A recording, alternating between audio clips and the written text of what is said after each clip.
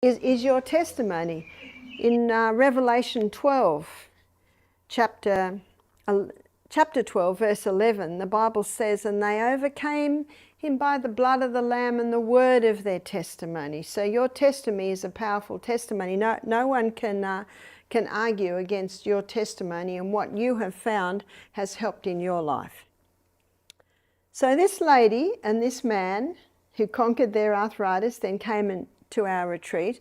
They'd conquered it by basically implementing everything that I've shown you here. They no longer had arthritis. And the lady said to me, "Can we start to eat some of the nightshade foods?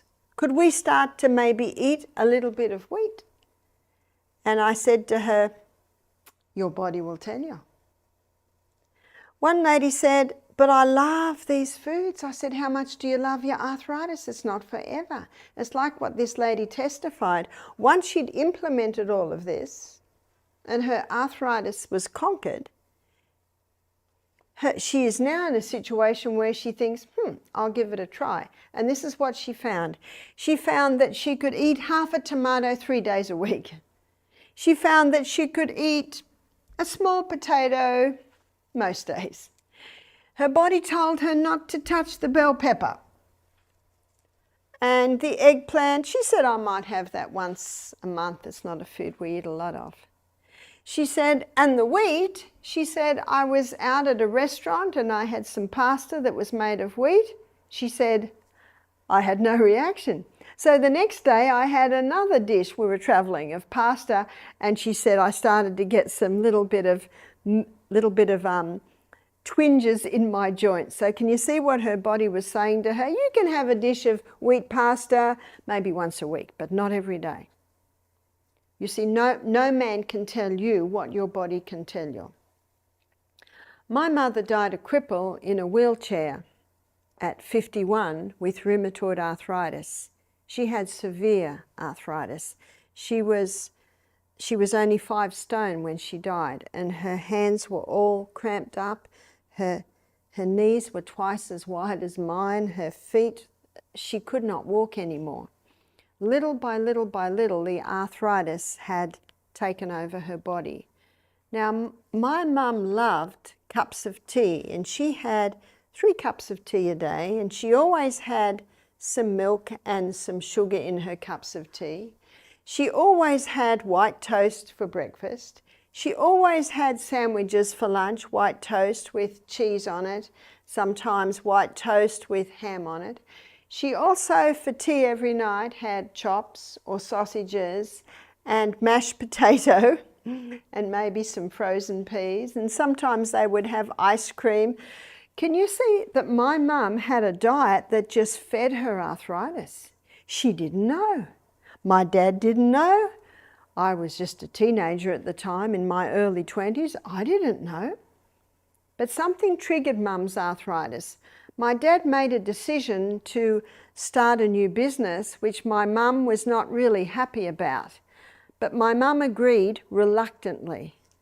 And my mum carried some resentment because she did not want to move. She didn't want to leave the house that she'd lived in for so long, so she reluctantly moved. And my mum held on to this anger. In fact, when she passed, my dad took his 5 children aside and he told us these things. He told us as an illustration because he did not want his children to go through what his wife had gone through. And Dad believed that a large part of Mum's illness was due to her emotional state, that she was angry and bitter and resentful at having to move, but she just did it, but she carried that with her.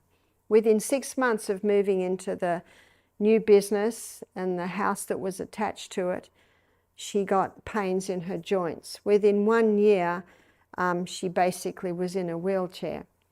My mother went to the doctor, as it's all we knew then. They put her on cortisone. They put her on anti-inflammatories. And then there were times when my mum had to come off this medication because the doctors knew it was harming her her internal organs. And then we went through watching my mum go through terrible withdrawals. And I was working as a psychiatric nurse at the time, and I was working in an operating theatre. And I saw the surgeons do surgery on hands to free up clamped up joints. And I told my mum and my dad, and they arranged for mum to have surgery to try and free up her hands that were like this. It really didn't do very much, unfortunately.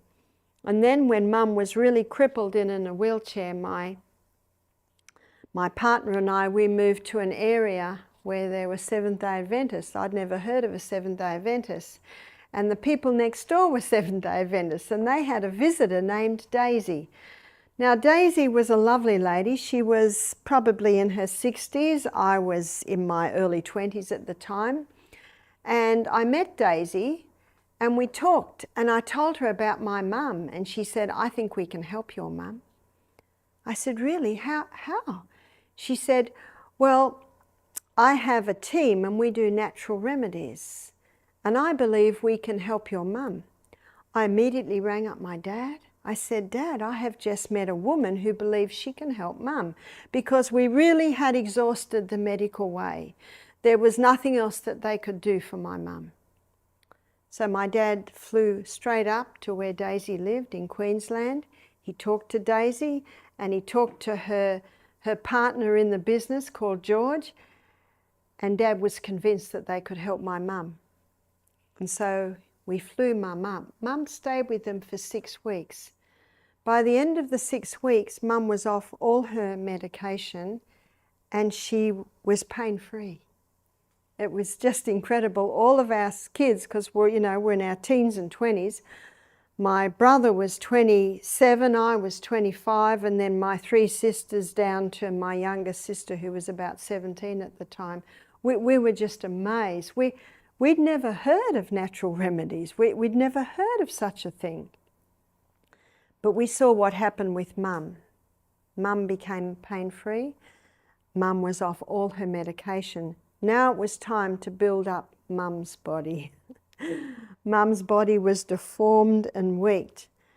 And when Daisy talked to my mum about building up her body and starting to do simple exercises like squeezing a ball and getting some strength into her hand, my mum was not cooperative with this.